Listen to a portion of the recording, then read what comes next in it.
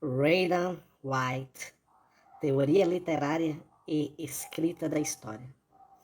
Em ensaio recente, Jacques Barzun caracterizou-se a si próprio como, abre aspas, um estudioso de história, anteriormente envolvido no estranho ritual de ensiná-la, fecha aspas, e acrescentou, abre aspas, estranho, porque, na verdade, ela só pode ser lida, fecha aspas. É claro que ao falar em história, Barzun não estava se referindo aos acontecimentos reais do passado, e sim ao aprendizado acumulado de sua profissão.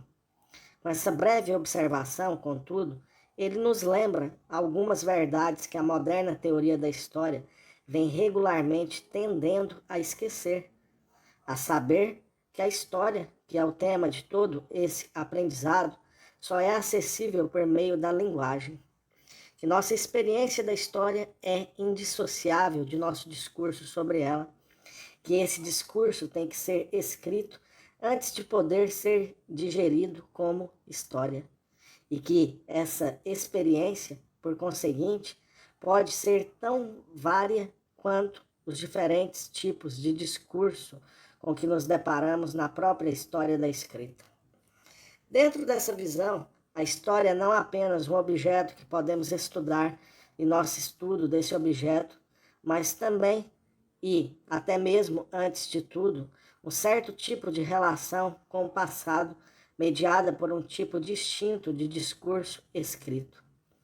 E por que o discurso histórico é atualizado em sua forma culturalmente significante, como um tipo específico de escrita, que podemos considerar a importância da teoria literária, tanto para a teoria como para a prática da historiografia. Antes, porém, de começarmos a discutir a importância da teoria literária para a escrita da história, é preciso fazer algumas observações sobre o discurso histórico e o tipo de conhecimento com que ele lida. Em primeiro lugar, o discurso histórico só é possível quando se pressupõe a existência do passado como algo sobre que se pode falar de maneira significativa. Esta é a razão pela qual os historiadores normalmente não se preocupam com a questão metafísica de decidir se o passado realmente existe ou com a questão epistemológica de definir se é que ele existe, se podemos realmente conhecê-lo. A existência do passado é uma pressuposição necessária do discurso histórico. E o fato de podermos realmente escrever histórias é uma prova suficiente de que podemos conhecê-lo. Mas, em segundo lugar, o discurso histórico, diferentemente do discurso científico, não pressupõe que nosso conhecimento da história derive de um método distinto para estudar os tipos de coisas que vêm a ser passado e não presente. Os eventos, as pessoas, as estruturas e os processos do passado podem ser tomados como objetos de estudo por toda e qualquer disciplina das ciências humanas e sociais e, de fato, até mesmo por muitas das ciências físicas. Na verdade, é apenas na medida em que são passado ou são efetivamente tratadas como tal que essas entidades podem ser estudadas historicamente. Mas não é a sua condição de passado que as torna históricas. Elas se tornam históricas apenas na medida em que são representadas como assunto de um tipo de escrita especificamente histórico.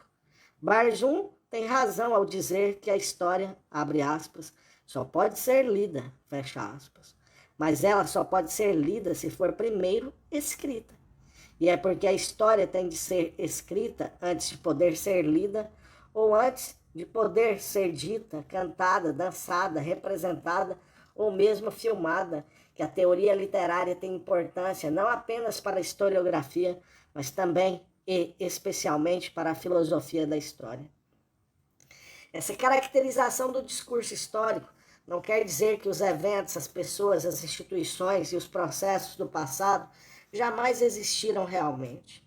Ela não quer dizer que não podemos ter informações mais ou menos precisas sobre essas entidades do passado. E ela não significa que não podemos transformar essas informações em conhecimento pela aplicação dos vários métodos desenvolvidos pelas diferentes disciplinas que constituem a ciência de uma época ou de uma cultura. Ela pretende, sim, enfatizar o fato de que a informação sobre o passado não é, em si mesma, especificamente histórica, da mesma forma como o conhecimento baseado nesse tipo de informação tampouco é, em si mesmo, especificamente histórico. Essa informação poderia ser melhor chamada de arquivística, na medida em que pode servir como objeto de qualquer disciplina simplesmente ao ser tomada como assunto das práticas discursivas distintas dessa disciplina.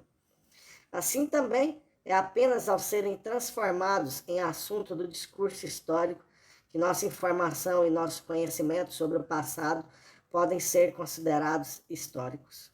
O discurso histórico não produz, portanto, informação nova sobre o passado, já que a posse da informação sobre o passado, tanto nova como velha, é uma pré-condição da composição de um tal discurso.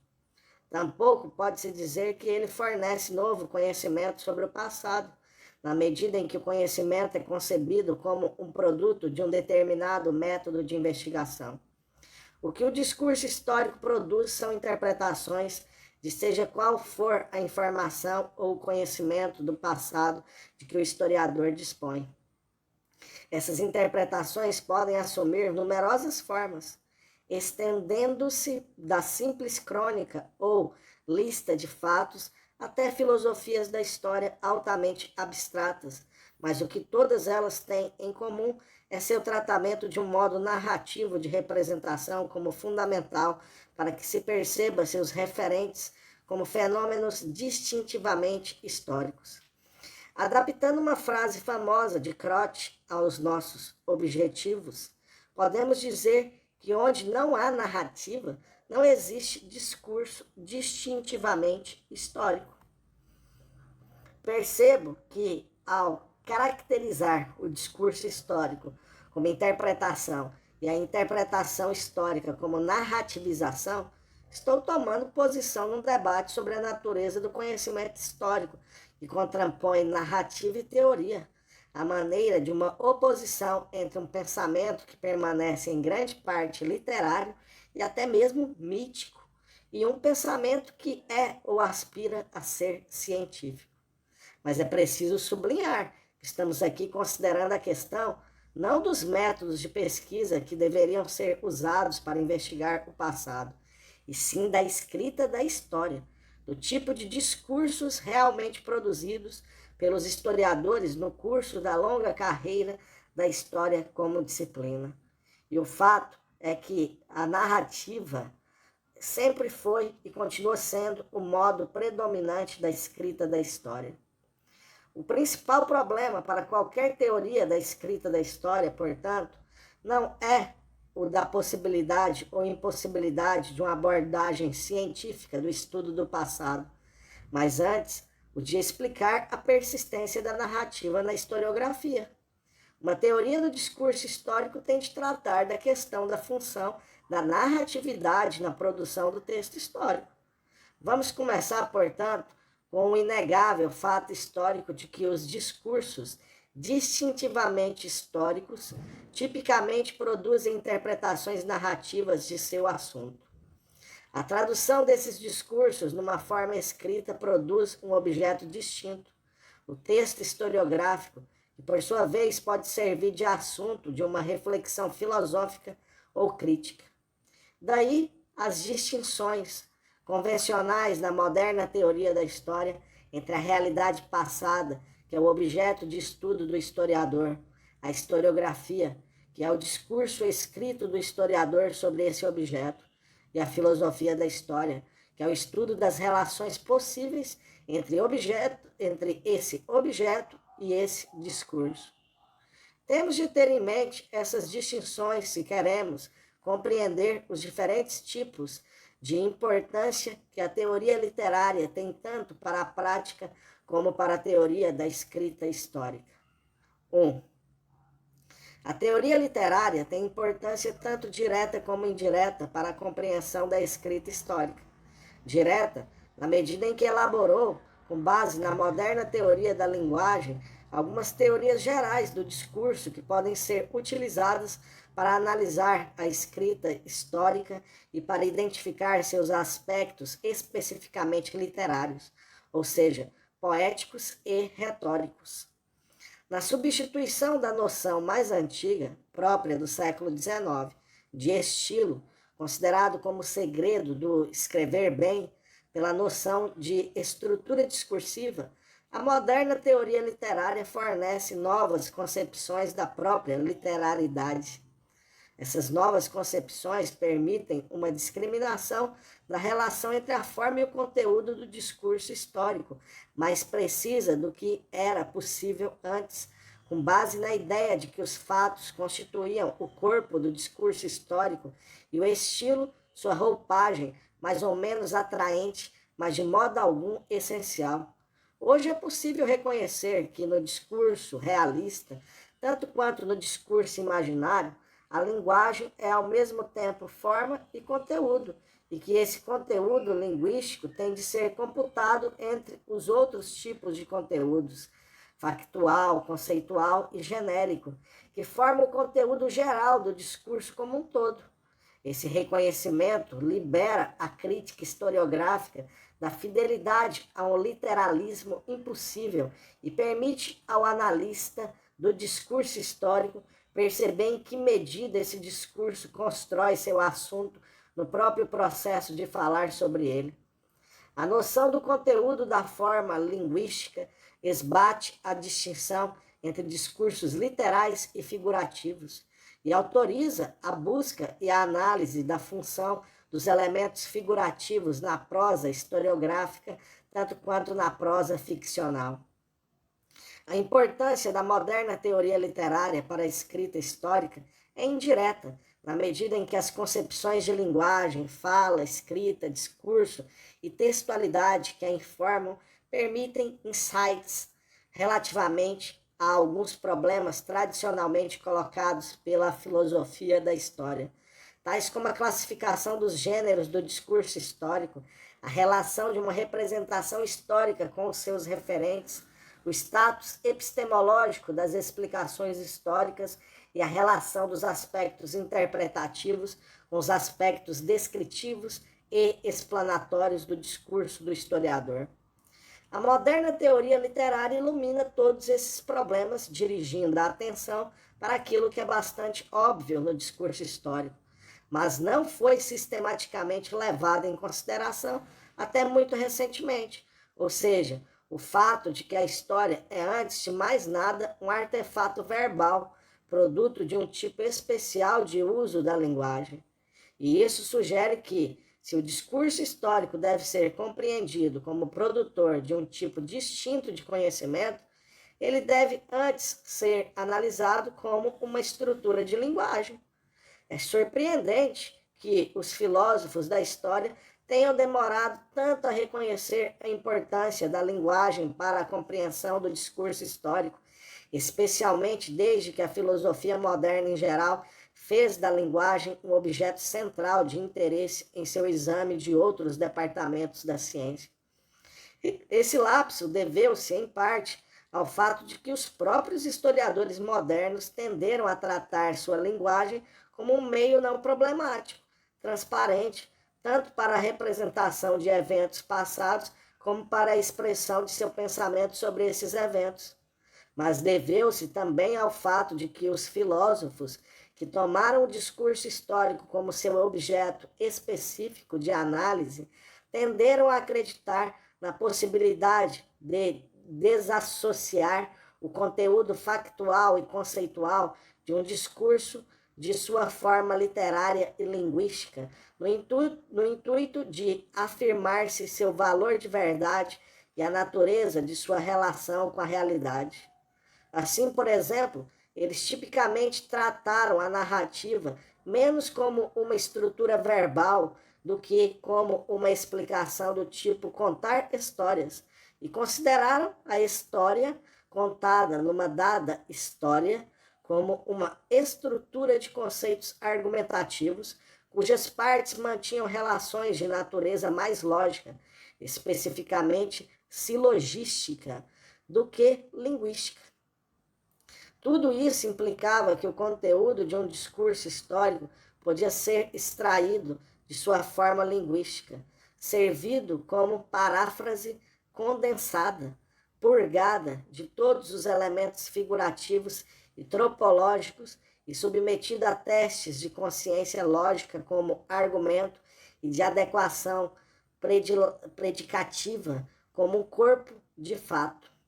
Mas isso significava também ignorar o único conteúdo sem o qual um discurso histórico jamais poderia existir: a linguagem. Durante o próprio período em que esse modelo de argumentação predominou entre os analistas do discurso histórico, filósofos como Kant, Searle, Goodman e Rorty mostravam dificuldades em distinguir o que era dito do como era dito, até mesmo nos discursos das ciências físicas, quanto mais em um discurso não formalizado como a história. Seu trabalho confirmava aquilo que havia sido uma pressuposição fundadora dos linguistas, a saber que a linguagem nunca é um conjunto de formas vazias esperando para serem preenchidas com um conteúdo factual e conceitual ou para serem conectadas a referentes pré-existentes no mundo, mas está ela própria no mundo, como uma coisa, entre outras, e já é carregada de conteúdos figurativos, tropológicos e genéricos antes de ser atualizada numa enunciação qualquer. Tudo isso implicava que as próprias distinções entre a escrita imaginativa e realista e entre o discurso ficcional e factual, em cuja base a escrita historiográfica havia sido analisada desde a sua separação da retórica no início do século XIX, tinham de ser reformuladas e reconceitualizadas.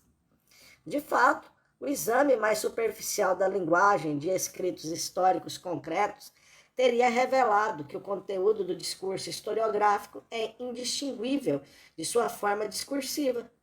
Confirma-o o fato de que as obras clássicas da historiografia continuaram a ser valorizadas por suas qualidades literárias muito depois de sua informação ter se tornado ultrapassada e de se ter atribuído às suas explicações o status de lugares comuns do momento cultural em que foram escritas.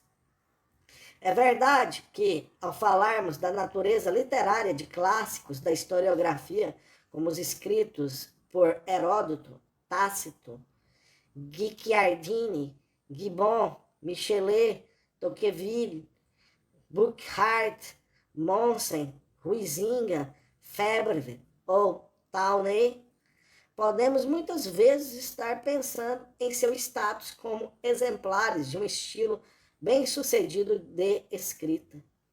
Mas, ao designarmos sua obra como literária, não a estamos exatamente removendo do domínio da produção de conhecimento, e sim indicando, simplesmente, até que ponto se pode considerar que a própria literatura habita esse domínio, na medida em que ela também nos fornece modelos semelhantes de pensamento interpretativo.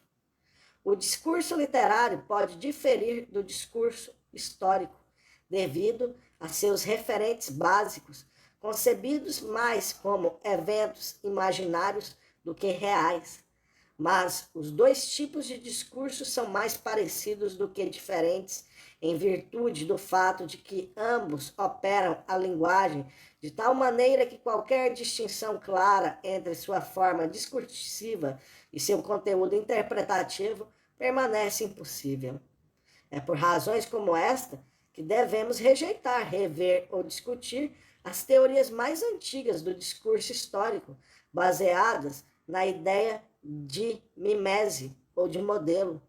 Uma história é, como diz Anker Smith, menos um retrato destinado a parecer com os objetos de que fala, ou um modelo, abre aspas, atado ao passado por certas regras de tradução, fecha aspas, do que há uma complexa estrutura linguística, especificamente construída com o propósito de mostrar uma parte do passado, fecha aspas.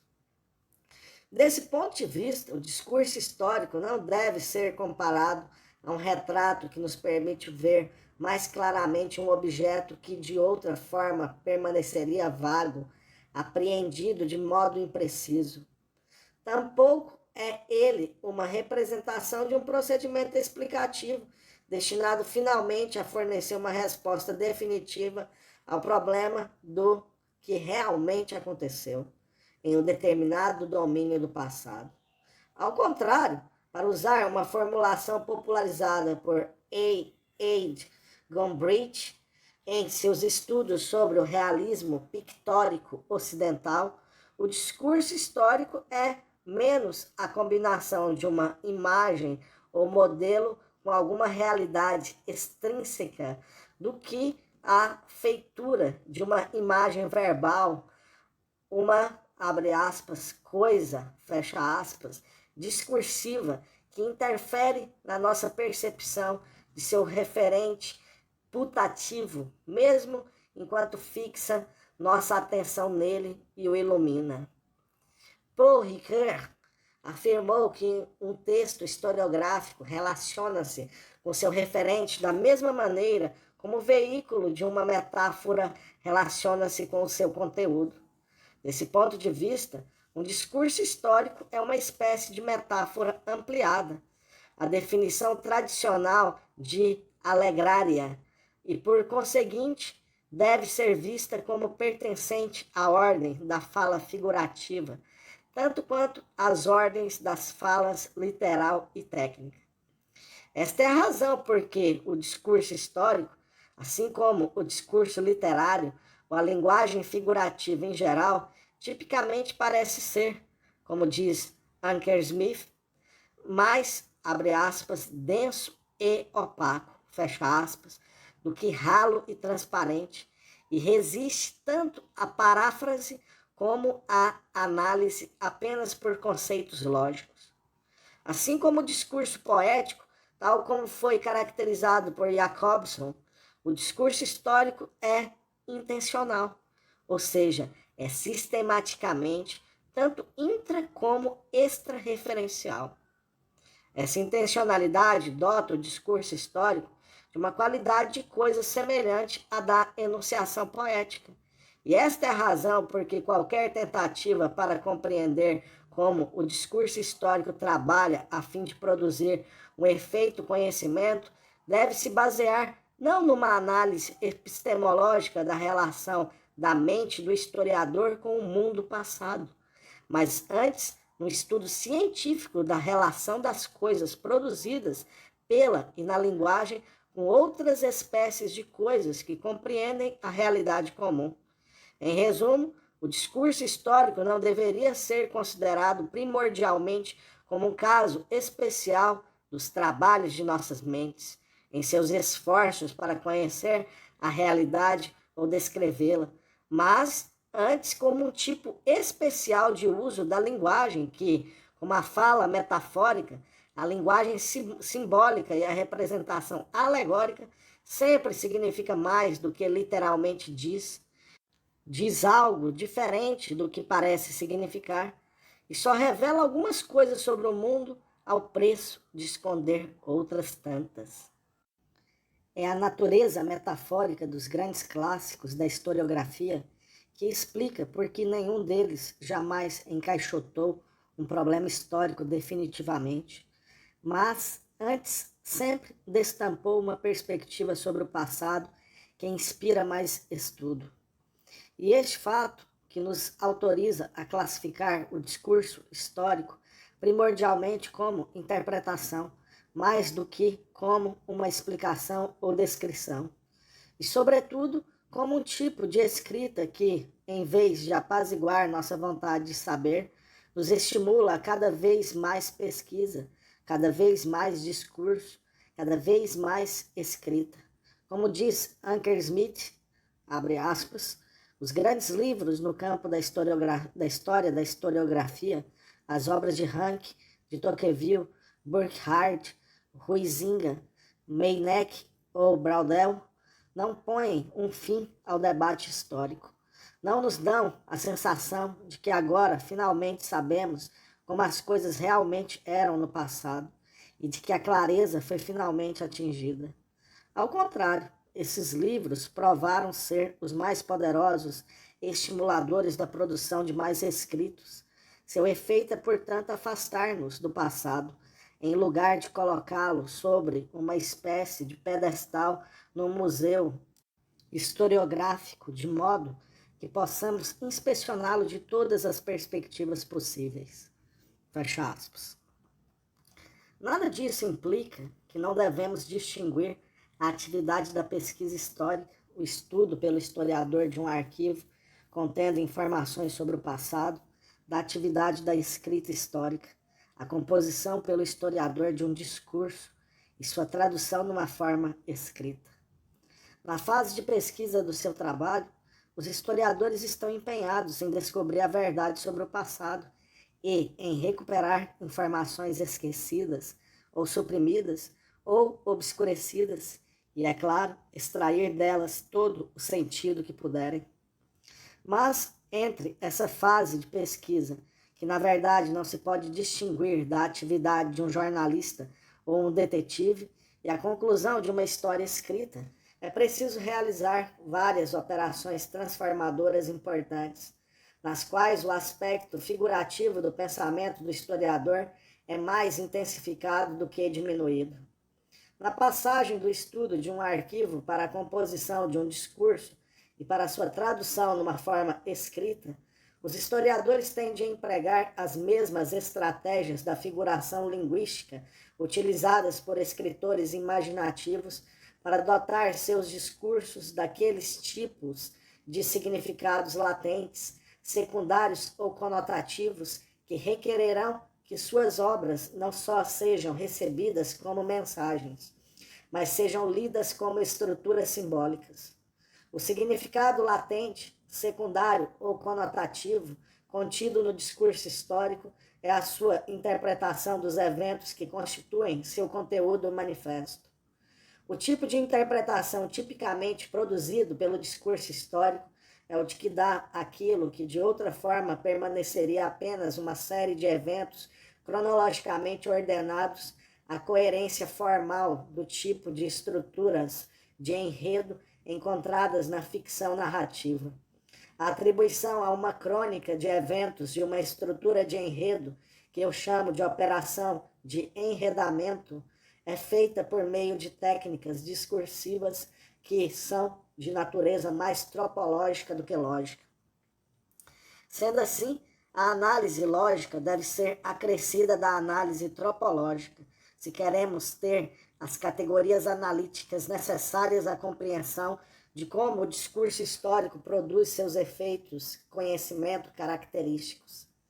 Se, quando visto da perspectiva do lógico, o discurso histórico típico deve ser considerado como tendo a estrutura mais de um entimema do que de um verdadeiro silogismo, é porque variações mais trópicas do que lógicas presidem tanto sua atribuição a uma série de eventos da coerência estrutural de uma forma de enredo, quanto sua atribuição a um conjunto de fatos, de seja qual for o sentido que se supõe que ele possua.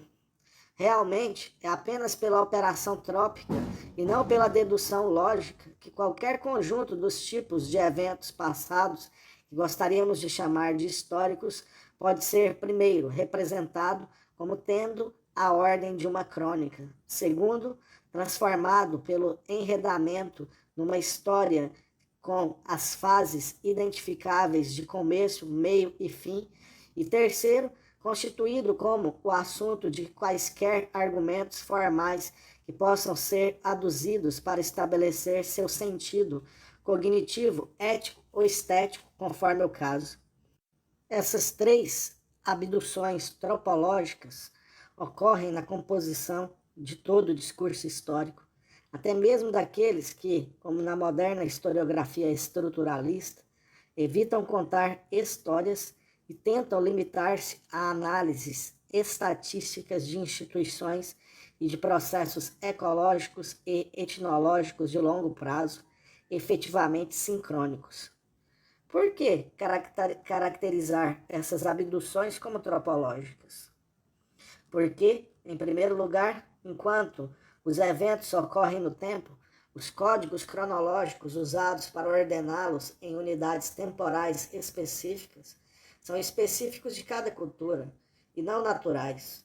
E, além disso, devem ser preenchidos com seus conteúdos específicos pelo historiador se ele pretende constituí-los como fases de um processo contínuo de desenvolvimento histórico. A constituição de uma crônica como um conjunto de eventos que pode fornecer os elementos de uma história é uma operação de natureza mais poética do que científica. Os eventos podem ser dados, mas suas funções como elementos de uma história lhes são impostas, e são impostas por técnicas discursivas de natureza mais tropológica do que lógica. Em segundo lugar, a transformação de uma crônica de eventos em uma história ou em conjuntos de histórias requer uma escolha entre vários tipos de estruturas de enredo fornecidas pela tradição cultural do historiador. E, embora a convenção possa limitar a escolha à série de tipos de estrutura de enredo adequados à representação dos tipos de eventos tratados, essa escolha é, no mínimo, relativamente livre. Não há nenhuma necessidade, lógica ou natural, governando a decisão de colocarem um enredo em dada sequência de eventos como uma tragédia e não como uma comédia ou um romance. Existiriam eventos intrinsecamente trágicos ou dependentes da perspectiva na qual eles são vistos?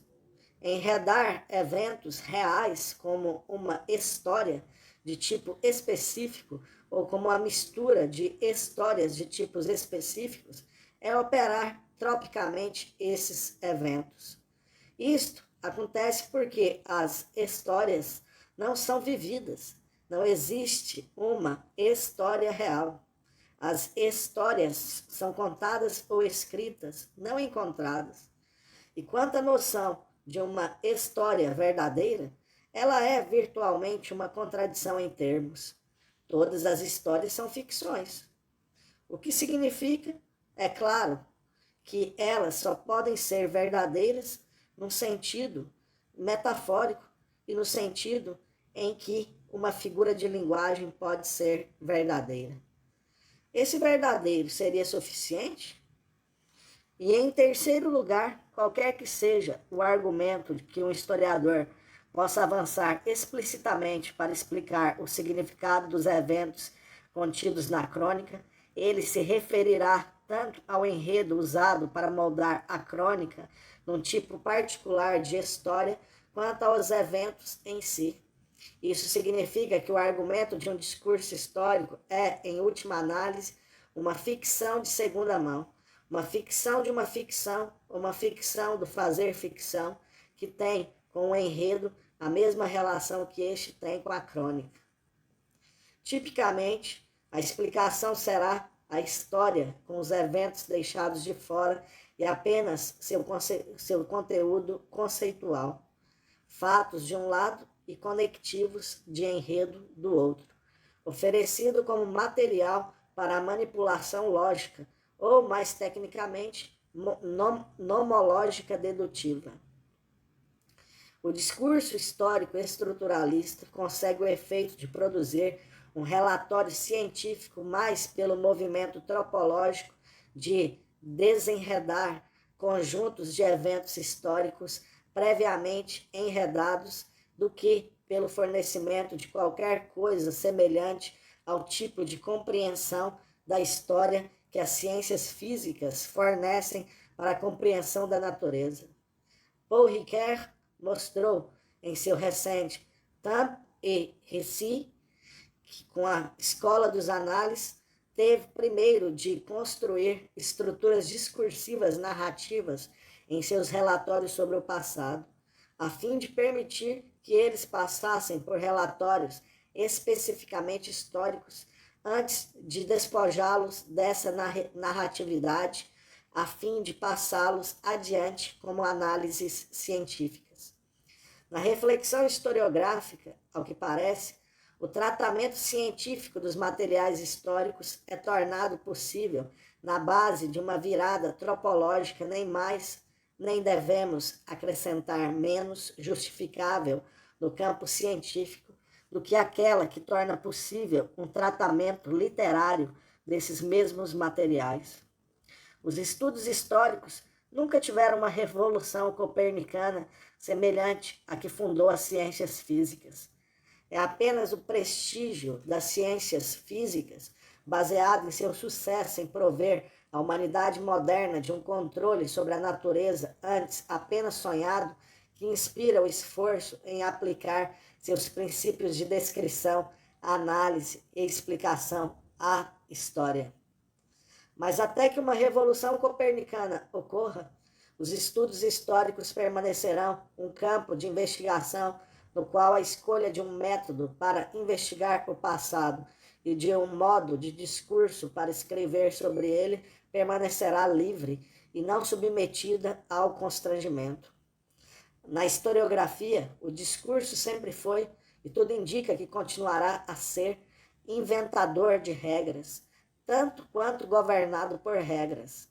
Em qualquer disciplina científica, você só pode fazer novas regras fazendo tropos, ou se desviando das velhas regras, mas na historiografia você só pode aplicar as velhas regras por meio de táticas tropológicas. Isso não implica que a historiografia tradicional seja inerentemente não verdadeira, mas apenas que suas verdades são de dois tipos: de um lado, factuais e de outro, figurativas. 2.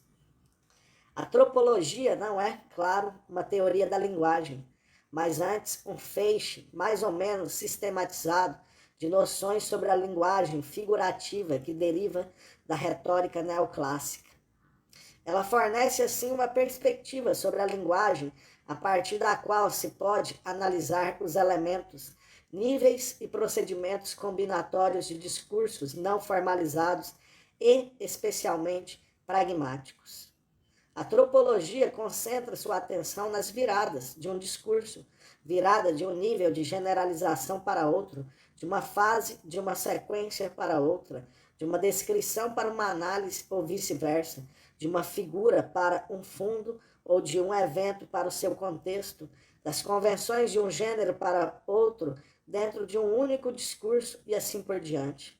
Essas viradas podem ser governadas por regras formais de exposição lógica, projeção matemática, inferência estatística, convenções genéricas ou oratórias, próprias do contar histórias, da disputa legal, do debate político e assim por diante. Mas, em geral, elas consistem em violações dessas regras. Em discursos complexos, como os encontrados na historiografia, ou, na verdade, em qualquer das ciências humanas, as regras de formação do discurso não estão fixadas. Diferentemente das transições de um discurso formalizado, que são governadas por regras explícitas de seleção e combinação, as viradas de qualquer discurso não formalizado e a ordem de sua ocorrência não são predizíveis antes de sua atualização numa enunciação específica. Esta é a razão por que os esforços para construir uma lógica ou mesmo uma gramática da narrativa fracassaram. Mas as viradas podem ser identificadas e classificadas como tipos e podem-se estabelecer padrões genéricos de suas ordens típicas de ocorrência em discursos específicos. A classificação dos tropos da linguagem, da fala e do discurso permanece um projeto incompleto e, em princípio, incompletável, da linguística figurativa, da semiótica, da neo-retórica e da crítica desconstrutiva. Entretanto, os 4 tipos gerais de tropos identificados pela teoria retórica neoclássica parecem ser básicos: metáfora, baseada no princípio da similitude; Metonímia, baseada no princípio da contiguidade. Sinédoque, baseada na identificação de partes de uma coisa como pertencendo a um todo. E ironia, baseada na oposição. Considerados como estruturas básicas da figuração, esses 4 tropos nos fornecem categorias para identificar os modos de vincular uma ordem de palavras e uma ordem de pensamentos. Por exemplo, maçã, a tentação, no eixo paradigmático de uma enunciação, e uma fase de um discurso, as fases anteriores e posteriores. Por exemplo, parágrafos ou capítulos transicionais no eixo sintagmático. A predominância de um modo de associar palavras e pensamentos uns com os outros ao longo de todo um discurso nos permite caracterizar a estrutura do discurso como um todo em termos tropológicos. As estruturas tropológicas da metáfora, da metonímia, da sinédoque e da ironia, e o que eu considero, seguindo Frye, como seus tipos de enredos correspondentes, romance, tragédia, comédia e sátira, nos fornecem uma classificação muito mais refinada dos tipos de discursos históricos do que aquela baseada na distinção convencional entre representações lineares e cíclicas do processo histórico. Elas também nos permitem ver mais claramente as maneiras pelas quais o discurso histórico se parece com e, de fato, converge para a narrativa ficcional, tanto nas estratégias que usa para dotar os eventos de significados, como nos tipos de verdade com que lida. Mas pode-se muito bem perguntar, e daí? Como diz Arnaldo Momigliano, abre aspas, por que eu deveria me preocupar se um historiador prefere apresentar a parte pelo todo em vez do todo pela parte? Afinal, não me importa se um historiador escolheu escrever no estilo épico ou introduzir falas, discurso em suas narrações. Não tenho nenhuma razão para preferir historiadores sinedóticos a historiadores irônicos ou vice-versa. Fecha aspas. Na visão de Momigliano, os únicos requisitos para os historiadores são que eles descubram a verdade, apresentem novos fatos e ofereçam novas interpretações dos fatos. Abre aspas, de fato, concede ele, para serem chamados de historiadores, eles têm de volver sua investigação para alguma forma de história, mas suas histórias têm de ser histórias verdadeiras, fecha aspas. Apenas a verdade dos fatos e, presumivelmente, a plausibilidade das interpretações contam. A forma linguística e o modo genérico como elas são apresentadas, a dicção e a retórica do discurso não têm a menor importância. Mas importa sim.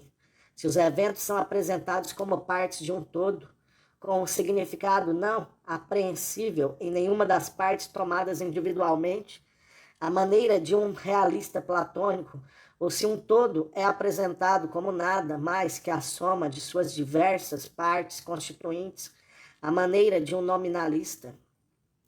Isso importa para o tipo de verdade que se pode esperar derivar de um estudo de qualquer conjunto de fatos.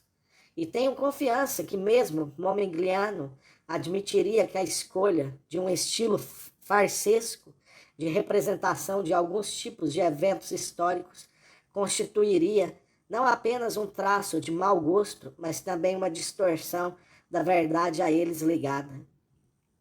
O mesmo se pode dizer da escolha de um modo irônico de representação.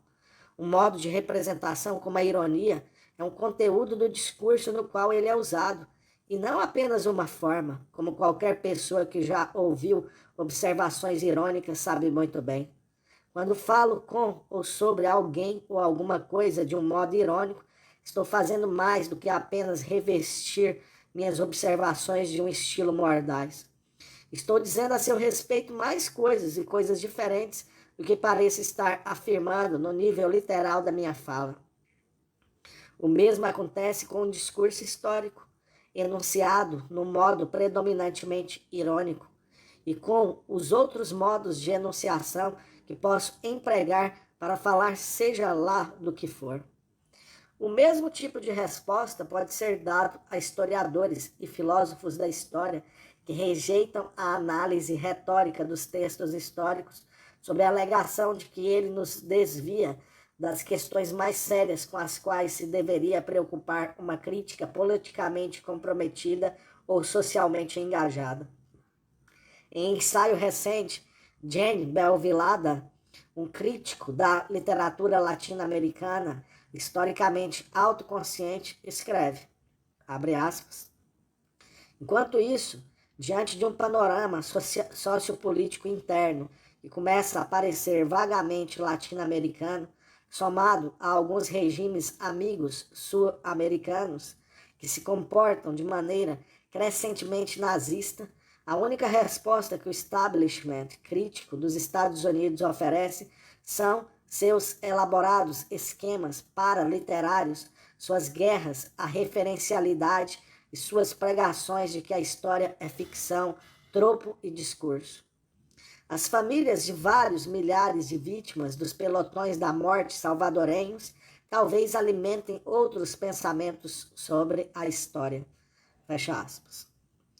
Não tenho dúvida de que as famílias mencionadas neste trecho realmente têm sobre a história outros pensamentos que não o de que ela consiste em ficção, tropo e discurso.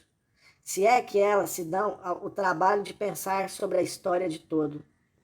Elas seriam tão bobas quanto o professor Belvillada aparentemente pensa que eu sou, se até mesmo alimentassem esses pensamentos. Mas este não é realmente o ponto em questão.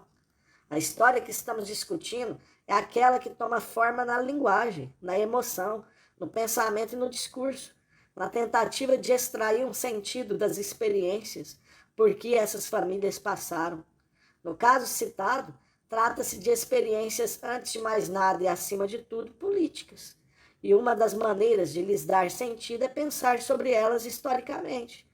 Mas esse pensamento tende tanto mais a ser trópico, discursivo e ficcional, no sentido de imaginário, na medida em que ele é politicamente engajado ou ideologicamente motivado. Não existe uma posição superior, nem mesmo a marxista, que não seja igualmente trópica, discursiva e ficcional. Ocorre uma pane da consciência histórica quando se esquece que a história, no sentido tanto de eventos como de relatórios de eventos, não acontece apenas, e sim é feita. Mais que isso, devemos acrescentar, é feita dos dois lados das barricadas, e tão efetivamente por um lado quanto pelo outro.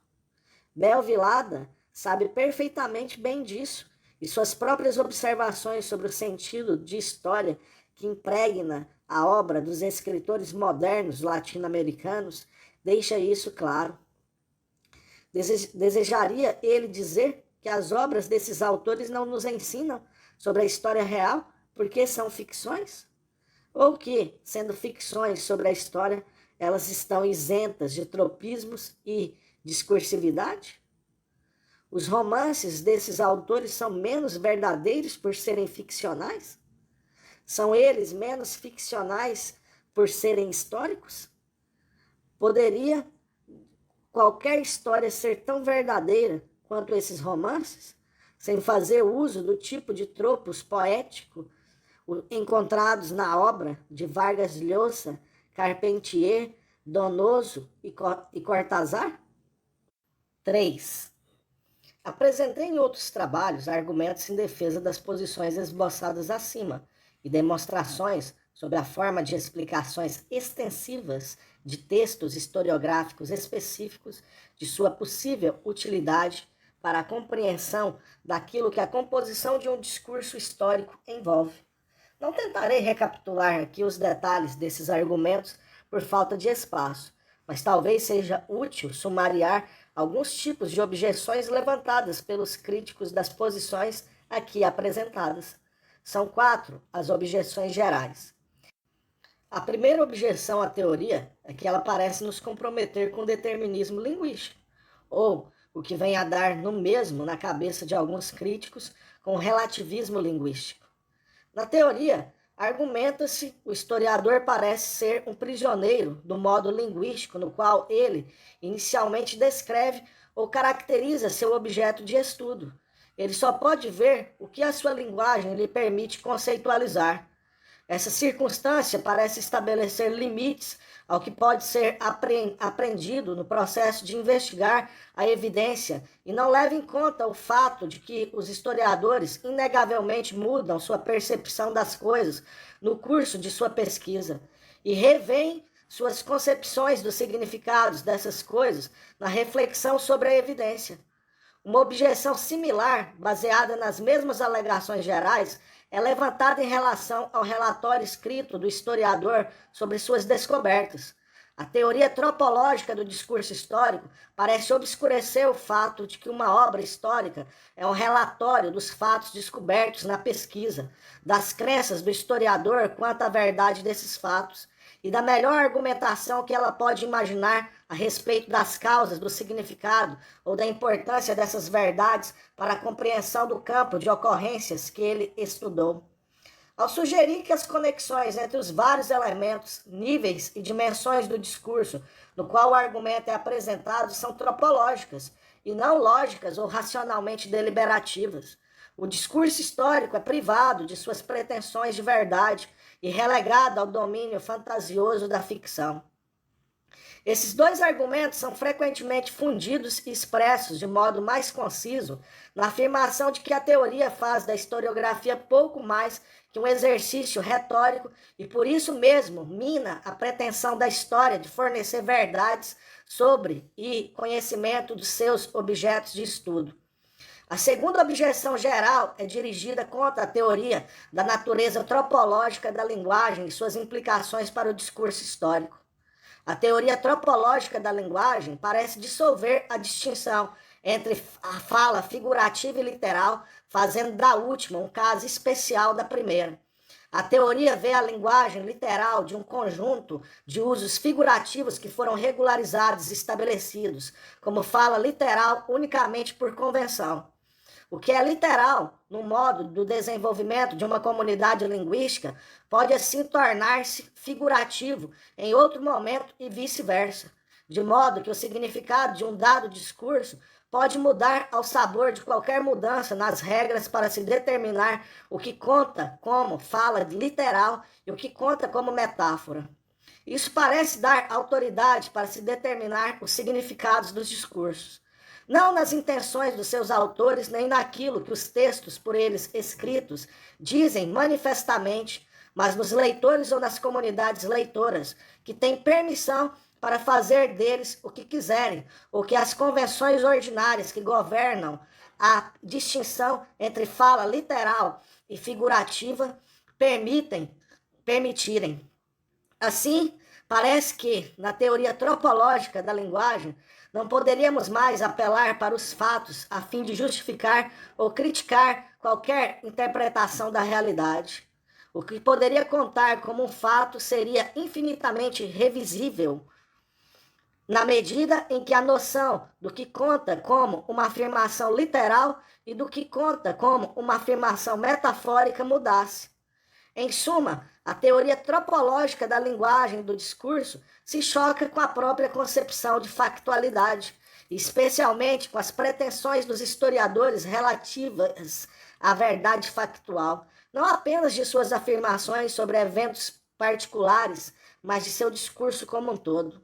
Se uma declaração factual não é apenas uma proposição existencial singular emitida na linguagem literal, mas tal proposição, mais as convenções implícitas para determinar o que deve contar como literal e o que deve contar como figurativo nessa proposição, então essas declarações não podem mais ser tomadas por seu valor nominal. Como papel moeda, elas só podem ser cobradas pela taxa vigente de seu valor em moeda literal. Como essa taxa está sempre flutuando, nunca se pode saber onde se está pisando em relação aos fatos da realidade. A teoria tropológica da linguagem, então, ameaça a pretensão secular da história de tratar de fatos e, portanto, seu status como uma disciplina empírica. A terceira objeção geral à teoria tropológica da linguagem e do discurso, em sua relação com o discurso histórico, volta-se para suas implicações com relação à natureza dos objetos estudados pelos historiadores. A teoria parece implicar que esses objetos não são encontrados no mundo real, mesmo se esse mundo real for um mundo passado, mas são antes construções da linguagem, objetos espectrais e irreais, poética ou retoricamente inventados e cuja existência se restringe aos livros. A teoria, numa palavra, enfatiza as funções poéticas, autorreferentes, conativas, afetivas e, sobretudo, metalinguísticas, codificadoras do discurso histórico às expensas de suas funções referenciais, predicativas, fáticas, comunicativas e expressivas autorais. Como se pretende que um discurso histórico seja primordialmente referencial, expressivo, do pensamento racional de seu autor sobre seus referentes e comunicativo, a teoria tropológica do discurso trata a história de maneira imprópria, como se ela fosse apenas uma ficção. Com isso, a realidade de seus referentes é negada e substituída pelo que Barthes injuriosamente chamou de o efeito realidade, uma construção puramente retórica. Mas, como os objetos do estudo histórico são, ou eram, objetos reais, e os historiadores pretendem fazer referências precisas a elas e declarações verdadeiras a seu respeito, a elisão da distinção entre a função referencial e as outras funções do discurso coloca em questão a existência da própria realidade e a própria possibilidade de uma representação especificamente realista dela. Se a teoria tropológica da linguagem e do discurso parece minar a pretensão do historiador de lidar com fatos ligados a objetos reais particulares, ela é ainda mais ameaçadora para a pretensão de lidar com fatos de natureza mais geral, coletiva ou processual. Isso acontece especialmente em relação à noção de que o conto contado pelo historiador narrativo é uma história verdadeira e não inventada. Verdadeira é entendida aqui como conforme ao que realmente aconteceu, enquanto o que realmente aconteceu é considerado como tendo sido uma forma de vida humana, individual ou coletiva, com o contorno e a estrutura de uma história. A teoria tropológica, ao sugerir que uma história só pode ser uma construção de linguagem e um fato do discurso, parece minar a legitimidade das pretensões à verdade do modo tradicional do discurso histórico, a narrativa. Assim, enquanto parece dissolver as pretensões do historiador científico à cientificidade, a teoria tropológica do discurso histórico também dissolve a tradicional pretensão do historiador narrativo a ter fornecido uma história que é verdadeira e não imaginária. Finalmente, uma quarta objeção ao uso da teoria tropológica da linguagem para a análise do discurso histórico volta-se para a questão de suas implicações para o status epistêmico do próprio discurso do crítico historiográfico. Se todo discurso é fictício, figurativo, imaginativo, poético, retórico, se ele inventa seus assuntos ao invés de encontrá-los no mundo real, se ele só deve ser tomado figurativamente e assim por diante, como a teoria tropológica parece sugerir, isso também não valeria para o discurso do tropologista? Como pode o crítico tropológico levar seu próprio discurso a sério ou esperar que os outros o façam? Não seria a própria tropologia uma ficção e as afirmações feitas com base nela apenas ficções das ficções que ela pretende encontrar por toda parte? Em resumo, a teoria tropológica da linguagem parece tornar impossível uma crítica cognitivamente responsável e, como tal, mina a própria atividade da crítica. 4. Essas objeções parecerão mais ou menos constrangedoras, conforme o grau de confiança que se tenha nas distinções convencionais entre fala literal e figurativa, discurso referencial e não referencial, prosa factual e ficcional, o conteúdo e a forma de um dado tipo de discurso e assim por diante. Onde essa confiança for grande, as formulações alternativas das distinções oferecidas pela moderna teoria da linguagem e da literatura parecerão desnecessárias, e sua utilidade para a compreensão do discurso histórico sem consequência. Deve ser assinalado, contudo, que as teorias tropológicas do discurso não exatamente dissolvem essas distinções, e sim as reconceitualizam. Enquanto a teoria crítica tradicional vê as dimensões literal e figurativa, ficcional e factual, referencial e intencional da linguagem como alternativas opostas e mesmo mutuamente excludentes de todo o discurso sério, a moderna teoria da linguagem e da literatura tende a vê-las como os polos de um contínuo linguístico entre os quais a fala deve se mover na articulação de todo e qualquer discurso, seja ele sério ou frívolo. Na medida em que esse movimento dentro do discurso é ele mesmo, por natureza, tropológico, precisamos de uma teoria tropológica para guiar sua análise. Quanto às objeções em si, as seguintes respostas podem ser dadas. Primeiro, não há nada na teoria tropológica que implique determinismo ou relativismo linguístico. A tropologia é uma teoria do discurso, não da mente ou da consciência. Embora assuma que a figuração não pode ser evitada no discurso, a teoria, longe de implicar o determinismo linguístico, procura fornecer o conhecimento necessário para uma escolha livre entre diferentes estratégias de figuração.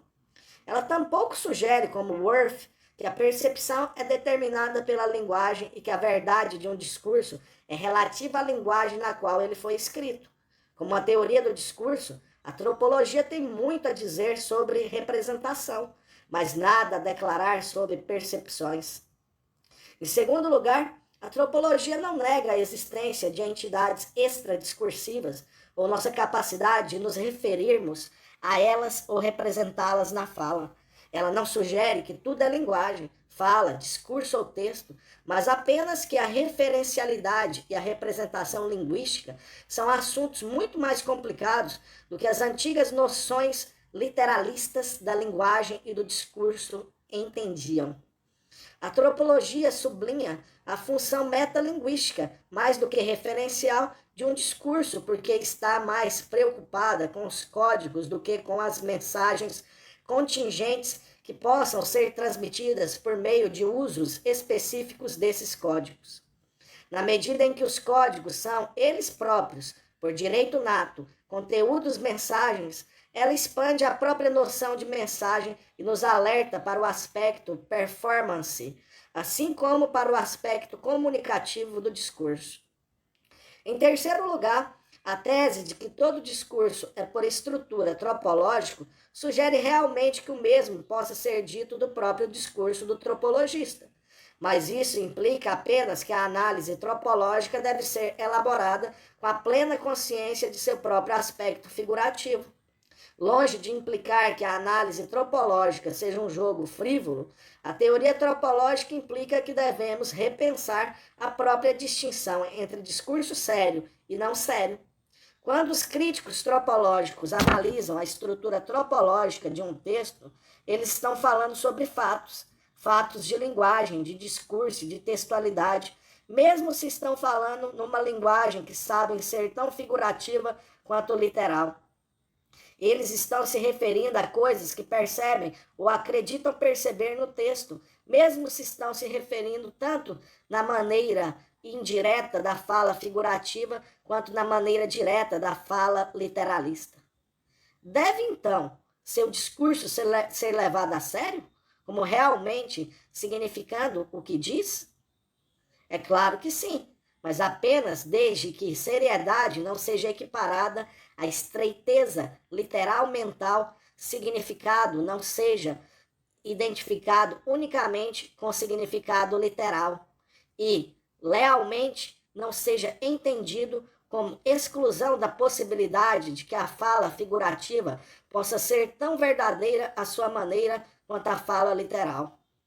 Em quarto lugar, a teoria tropológica não destrói a diferença entre fato e ficção, mas redefine as relações entre os dois dentro de qualquer discurso. Se não existem fatos brutos, mas apenas eventos sob diferentes descrições, a factualidade torna-se questão dos protocolos descritivos usados para transformar eventos em fatos.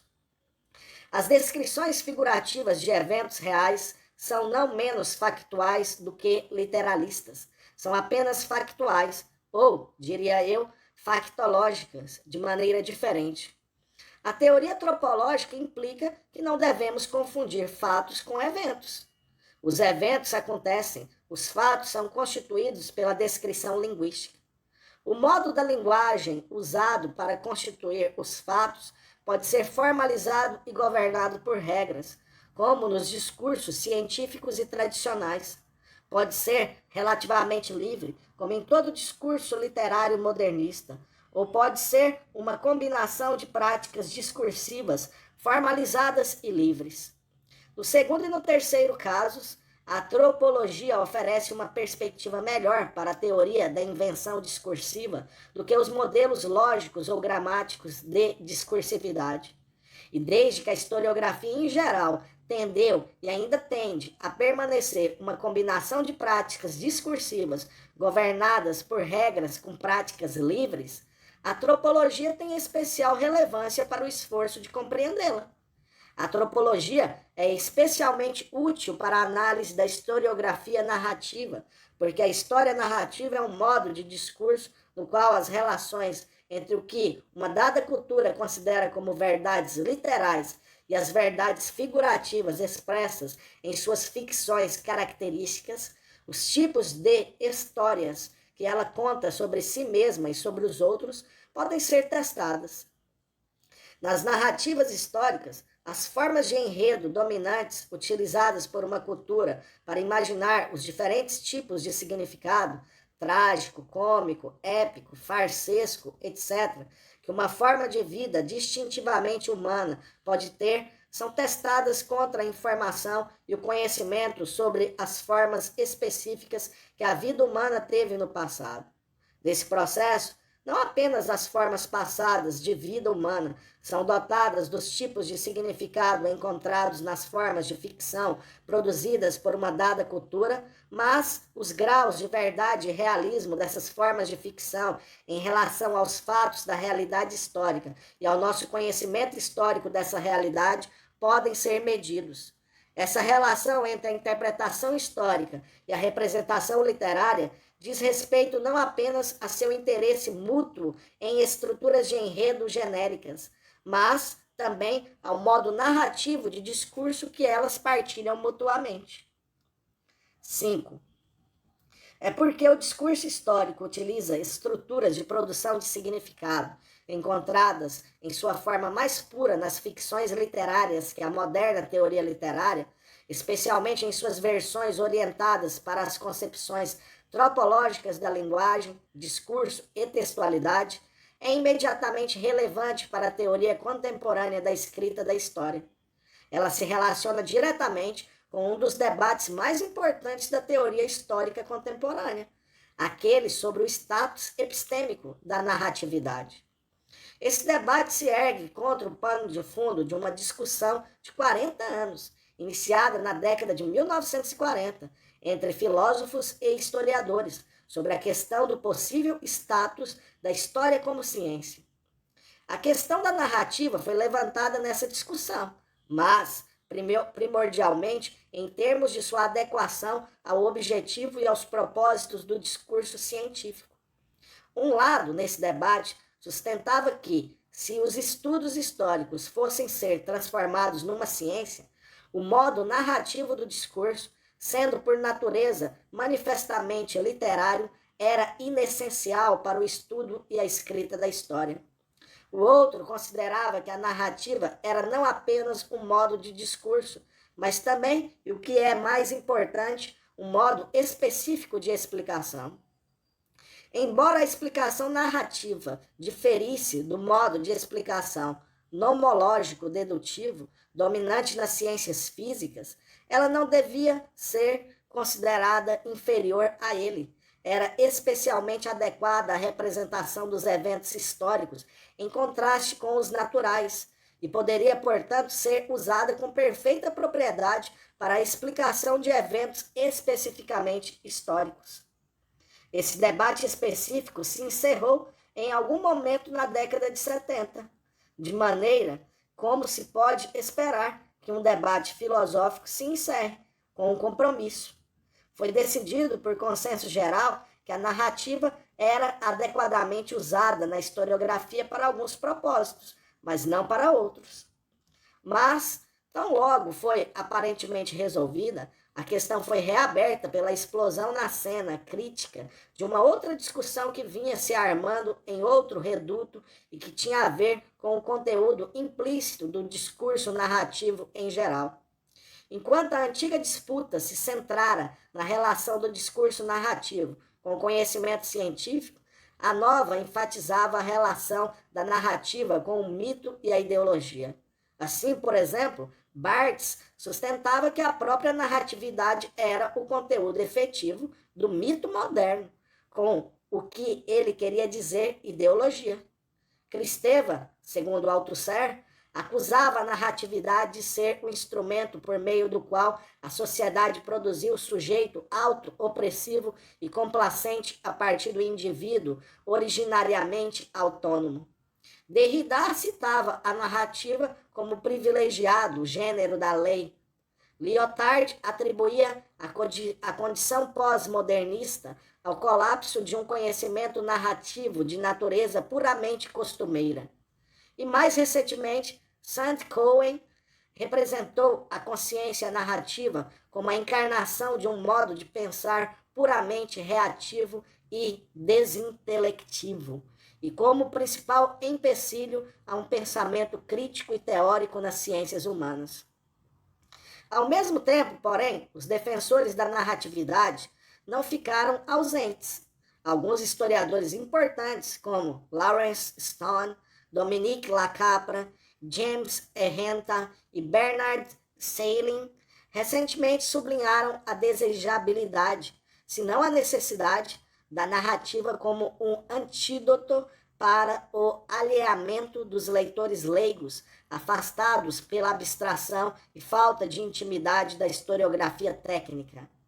Alguns analistas temíveis, mais destacadamente Leroy Ladurie e Legoff, não apenas chegaram a admitir a desejabilidade da narrativa para a representação de certos tipos de fenômenos históricos, como realmente cometeram atos explícitos de narratividade historiográfica. Entre os teóricos literários, Frederick Jameson tentou reenergizar o marxismo, sublinhando seu status menos como uma ciência do que como uma narrativa mestra da história, que poderia fornecer tanto uma compreensão do passado como as bases necessárias para a esperança de transcender as necessidades alienantes de uma história vivida como uma história de opressão de classe. E, finalmente, vindo do reduto da hermenêutica filosófica, Paul Ricoeur, no que constitui a tentativa mais abrangente de sintetizar o pensamento ocidental moderno sobre a história, Tempo et Récit, anunciou uma verdadeira metafísica da narrativa e uma defesa de sua adequação, não apenas à representação histórica, mas também à representação das estruturas de temporalidade fundamentais. Obviamente, esse debate envolveu algo mais do que uma questão de forma literária, com exceção daqueles historiadores profissionais que haviam como um cosmético para um conhecimento demasiado árido para ser tomado puro por uma audiência leiga. A narrativa estava sendo tratada como muito mais do que um meio de transmitir mensagens que poderiam ser transmitidas igualmente bem por outras técnicas discursivas. Ao contrário, a narrativa estava sendo tratada como se fosse uma mensagem por direito nato, uma mensagem com seu próprio referente e um significado muito diferente daquilo que ela aparenta apenas conter. Por exemplo, Jameson fala da narrativa como, abre aspas, uma instância central da mente humana e um modo de pensar tão cabalmente legítimo como o do pensamento abstrato. Fecha aspas. Lyotard e Maestricht, embora de perspectivas ideológicas diametralmente opostas, referem-se à função social da narrativa como suporte básico de qualquer legitimação efetiva do conhecimento e da autoridade ético-política. E Ricoeur sustenta que a narrativa, longe de ser apenas uma forma, é a manifestação na linguagem de uma experiência de temporalidade distintivamente humana. Tudo isso em oposição à ideia proposta pelos desconstrutores hostis da narrativa, como Barthes, Kristeva, Derrida e Cohen, de que a narrativa é o resíduo ainda não dissolvido da consciência mítica no pensamento moderno. Em uma palavra, longe de ser considerada apenas uma forma, a narrativa vem sendo crescentemente reconhecida como um modo discursivo cujo conteúdo é a sua forma. É claro que, da perspectiva da teoria literária tradicional, a noção de que a forma de um discurso poderia ser um de seus conteúdos teria que ser tratada ou como um paradoxo ou como um mistério. No entanto, na perspectiva aberta pela teoria tropológica, não haveria nada de paradoxal ou misterioso com tal noção.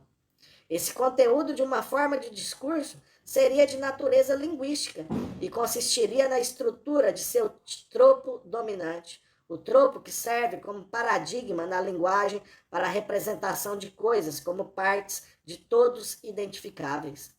Dentro desta visão, a narrativa pode ser caracterizada como um tipo de discurso no qual a sinédoque funciona como o tropo dominante para amarrar. Grego, sinédoque, latim, subintellectio, as partes de uma totalidade, apreendida como estando dispersa por uma série temporal num todo, segundo o modo da identificação. Esse modo do discurso pode ser diferenciado daqueles dos quais as partes de um todo aparentemente se relacionam umas com as outras, por semelhança, metáfora, contiguidade, metonímia, ou oposição, ironia ou catacrese. Não há nada de especialmente metafísico com a representação de coisas discretas, sejam elas pessoas individuais, instituições sociais ou conjuntos de eventos, como unidades cujos aspectos são identificáveis como atributos de todos, dos todos de que elas fazem parte. Fazemos isso na fala ordinária, seja o que for que isto quer dizer, o tempo todo. Fazemos isso na linguagem filosófica, quando, seguindo Aristóteles, Leibniz, Hegel, James, Whitehead e Dewey, queremos indicar e refletir sobre aqueles aspectos da realidade que parecem ser mais orgânicos do que mecanísticos em sua estrutura e modo de desenvolvimento e articulação. Fazemos isso na linguagem histórica, quando queremos falar sobre continuidades, transições e integrações. E fazemos isso na linguagem literária, quando queremos escrever romances, narrativos, poemas ou peças. Vista dessa perspectiva, a narrativa não é exatamente nem uma distorção daquela realidade que nos é dada em percepção, o finito de Barthes, nem uma manifestação epifânica de uma instância metafísica do ser, as estruturas de temporalidade de Ricoeur, e sim o aparecimento na forma discursiva de uma das possibilidades tropológicas do uso da linguagem. Encarando a questão desta forma, podemos começar a apreciar em que medida programas destinados a apagar a narratividade do discurso sério ou a elevá-la ao status de uma expressão do ser ou do tempo ou da historicidade são igualmente equivocados. A narrativa é um universal cultural porque a linguagem é um universal humano. Não podemos apagá-la do discurso, assim como não podemos declarar o próprio discurso fora da existência. A narrativa pode ser a própria alma do mito, mas isto porque o mito é uma forma de discurso linguístico, não porque a narrativa seja inerentemente mítica. O mesmo pode ser dito da relação da narrativa com a ficção literária. Algumas ficções literárias são enunciadas no modo narrativo, mas isto não significa que todas as narrativas sejam ficções literárias. Significa que as narrativas mítica e literária são ambas figurações linguísticas. O mesmo se aplica igualmente à relação da narrativa com os discursos históricos e, por extensão, com todos os discursos realistas. Uma representação histórica pode ser enunciada no modo de uma narrativa, porque a natureza tropológica da linguagem abre essa possibilidade. Por conseguinte, é absurdo supor que, porque um discurso histórico é enunciado no modo de uma narrativa, ele tem de ser mítico, ficcional, substancialmente imaginário ou de alguma maneira não realista naquilo que ele nos diz sobre o mundo. Supor isso é ceder a um tipo de pensamento que resulta na crença, na mágica contagiosa ou na culpa por associação. Se o mito, a ficção literária e a historiografia tradicional utilizam o modo narrativo de discurso, é porque todos eles são formas de uso da linguagem. Isto em si não nos diz nada sobre sua verdade, e menos ainda sobre seu realismo, na medida em que essa noção é sempre culturalmente determinada e varia de cultura para cultura. De qualquer forma, será que alguém acredita seriamente que o mito e a ficção literária não se refiram ao mundo real? Não digam verdade sobre ele e não forneçam um conhecimento útil a seu respeito? A questão da relação entre narrativa e história recebeu atenção especial na teoria literária recente, porque é central para um problema crucial da história literária, o da relação do modernismo literário com o realismo literário. A transição do realismo para o modernismo parece, para muitos intérpretes, ter acarretado o repúdio tanto da forma da narrativa quanto de qualquer interesse pela representação da realidade histórica. Para os intérpretes marxistas, especialmente, um repúdio parece ter sido função do outro. Assim prosseguem eles. O realismo do romance clássico do século XIX foi o resultado da descoberta de que a realidade social era de natureza histórica. A descoberta da natureza histórica da realidade social foi a descoberta de que a sociedade não era apenas, e nem mesmo primordialmente, tradição, consenso e continuidade, mas também conflito, revolução e mudança. O romance realista foi a expressão necessária na literatura dessa descoberta, não apenas porque ele tomou a realidade histórica como seu conteúdo, mas também porque ele desenvolveu a habilidade inerentemente dialética da forma narrativa para a representação de qualquer realidade de natureza especificamente histórica. O abandono da narratividade normal pelos escritores modernistas, por conseguinte, foi a expressão no nível da forma da rejeição da realidade histórica no nível do conteúdo. E desde que o fascismo se baseou numa rejeição semelhante da realidade histórica e numa fuga para soluções políticas puramente porinalistas para contradições sociais reais, o modernismo poderia ser visto como a expressão na literatura do fascismo na política.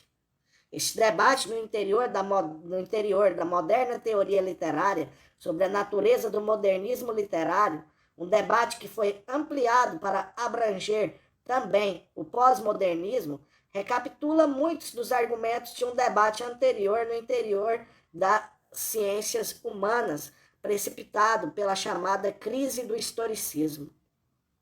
Essa crise se manifestou numa desesperança geral de jamais se alcançar essa ciência objetiva da história, buscada no século XIX como um antídoto para a ideologia do pensamento social e político. Ela foi marcada pelo início, nas ciências humanas, do relativismo moral e epistemológico, do pluralismo crítico e do ecletismo metodológico.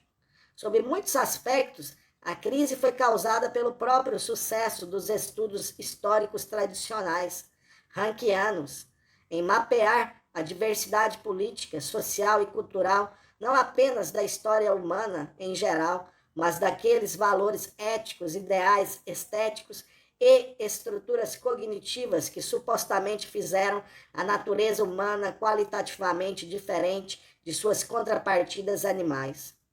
O conhecimento histórico pareceu confirmar a ideia de que, se a cultura distinguia os seres humanos dos animais, as formas de cultura eram infinitamente variáveis, e tanto o conhecimento como os valores eram específicos de cada cultura e não universais. Além disso, pareceu que o próprio conhecimento histórico, longe de ser a chave para a compreensão da natureza humana, poderia ser apenas um preconceito particular da civilização ocidental moderna. Daí a ter-se sentido a necessidade de novas ciências da sociedade e da cultura que seriam genuinamente universalistas em escopo e orientação, absolutamente livres de qualquer laço com os valores de qualquer cultura específica e programaticamente ahistóricas em sua abordagem do estudo dos fenômenos sociais e culturais. O neopositivismo e o estruturalismo foram as formas assumidas pelas novas ciências previstas. Foram oferecidos como alternativas a um historicismo superdifundido nas ciências humanas em geral e aos estudos históricos tradicionais em particular. O que estava em questão nos estudos históricos especificamente era a possibilidade de uma abordagem do estudo da história livre das ilusões do realismo do século XIX em todas as suas formas, tanto literárias como filosóficas, científico-sociais ou historiográficas. Sob muitos aspectos, portanto, os debates contemporâneos no interior das ciências humanas sobre a relação da historiografia tradicional com suas alternativas científicas se assemelham aos debates correntes no campo dos estudos literários sobre a relação do realismo literário com o modernismo literário. E não por acaso, já que o que está em pauta nos dois casos é a questão da adequação de uma dada forma de discurso, a narrativa, a representação de um dado conteúdo, a realidade histórica. Se os dois debates raramente parecem convergir ou fundir-se, é porque cada um deles tende a tomar como explanamos o que o outro trata como explanandum.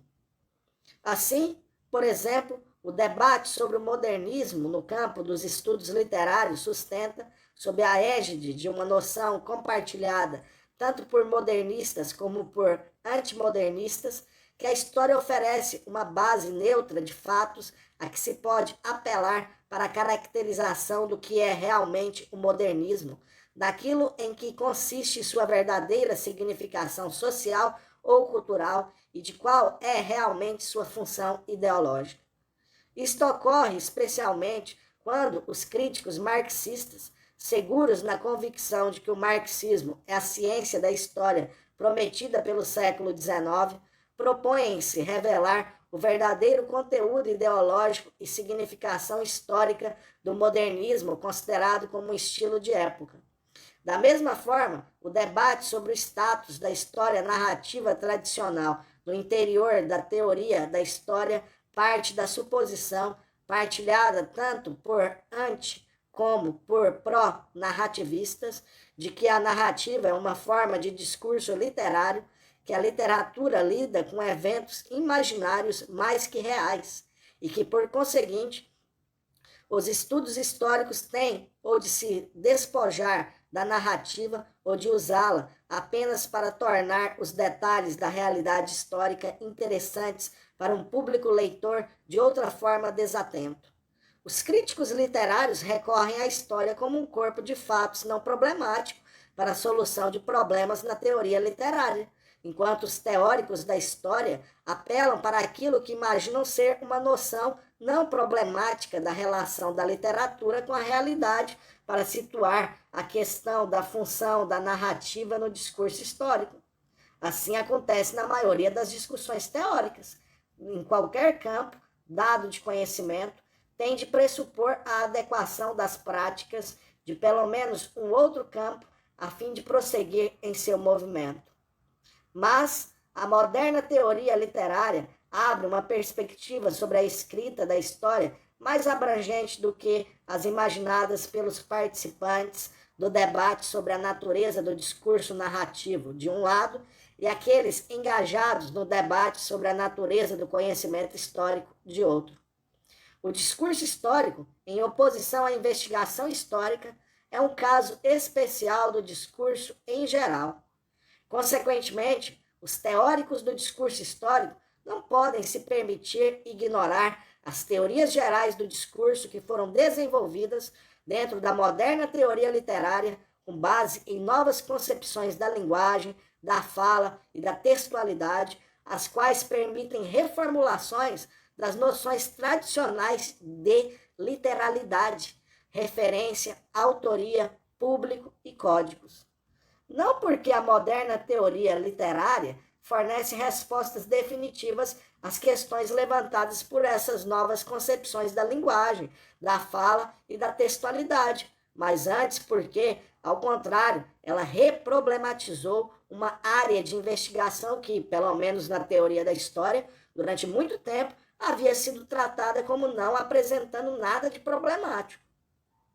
O ensaio publicado em Communications em 1972, Barthes sugeria que o tipo de trabalho interdisciplinar exigido pelas modernas ciências humanas requeria não tanto o uso de várias disciplinas estabelecidas para a análise de um objeto de estudo tradicionalmente definido, como a invenção de um novo objeto que não pertenceria a qualquer disciplina estabelecida em particular. Barthes oferecia o texto, em sua conceitualização moderna, linguístico-semiótica, como esse objeto. Se acompanharmos as implicações dessa sugestão, poderemos começar a perceber a significação da moderna teoria literária para a compreensão do que está envolvido nos nossos próprios esforços para teorizar a escrita da história. Uma das implicações mais importantes é que não poderemos mais ver o texto historiográfico como um continente não problemático e neutro de um conteúdo supostamente dado em sua inteireza por uma realidade que jaz além de seus limites. Não precisamos ir tão longe quanto Barthes estava querendo ir naquela época ao dividir o texto nas duas possibilidades, do leitor e do escritor, e ao sustentar que a primeira era apenas um caso especial, disfarçado, da última, especialmente na medida em que a utilidade heurística da noção de texto deriva de sua função mais de designar um novo problema para a pesquisa do que de servir de solução para um problema antigo.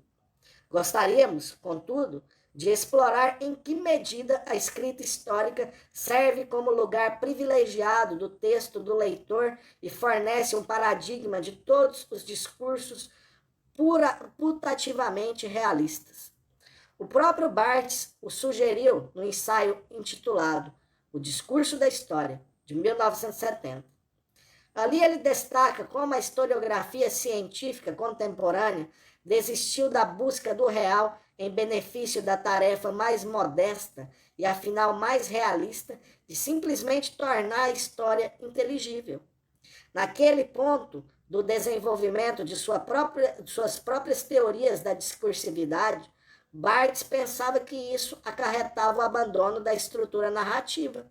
Ele pensava que, porque a narrativa havia sido, abre aspas, desenvolvida dentro do caldeirão da ficção, nos mitos e nas primeiras epopeias, fecha aspas, ela, por conseguinte, inerentemente era inadequada para servir como, abre aspas, o sinal e a prova da realidade, fecha aspas, em qualquer discurso. Na visão de Barthes, a moderna história científica, com o que ele queria dizer a historiografia estruturalista do tipo análise, se assemelhava ao modernismo literário em virtude de seu interesse pelo inteligível, mais do que pelo real. Mas se assim é, segue-se que a história estruturalista não é mais realista do que a história tradicional.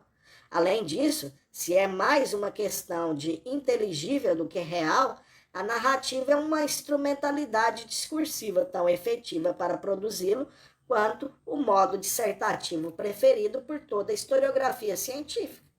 Contudo, a sugestão de Barthes semelhanças entre a história estruturalista e o modernismo literário têm implicações para a nossa compreensão do que está envolvido em sua aparente hostilidade comum ao discurso narrativo.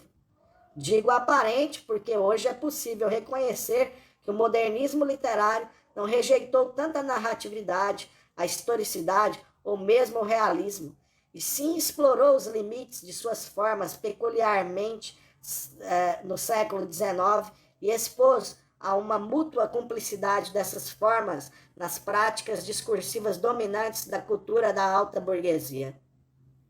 Nesse processo, o modernismo literário revelou possibilidades novas ou esquecidas do próprio discurso narrativo, potencialidades para tornar inteligíveis as experiências especificamente modernas de tempo, de consciência histórica e de realidade social.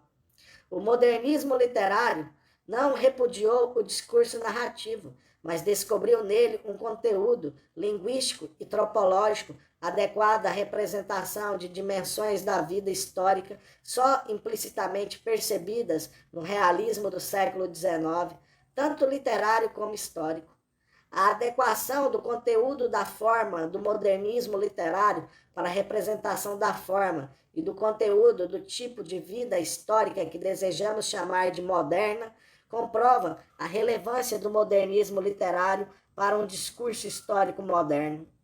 Comprova também, diria eu, a relevância da moderna teoria literária para a nossa compreensão das questões que estão sendo debatidas entre os teóricos do pensamento, da pesquisa e da escrita da história.